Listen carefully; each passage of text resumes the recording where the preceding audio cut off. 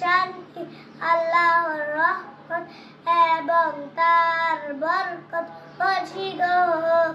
সালামের জবাব ওয়ালাইকুমুস সালাম। সালামের জবাবের অর্থ আপনার উপর শান্তি আল্লাহর রহমত এবং তার বরকত বর্ষিত হোক। মহানবীর নাম শুনলেই দোয়া পড়িতে হয় সাল্লাল্লাহু আলাইহি ওয়াসাল্লাম। অর্থ আল্লাহ তার উপর শান্তি বর্ষণ করুন। উপরে ওঠার সময় এই দোয়া পড়িতে হয়।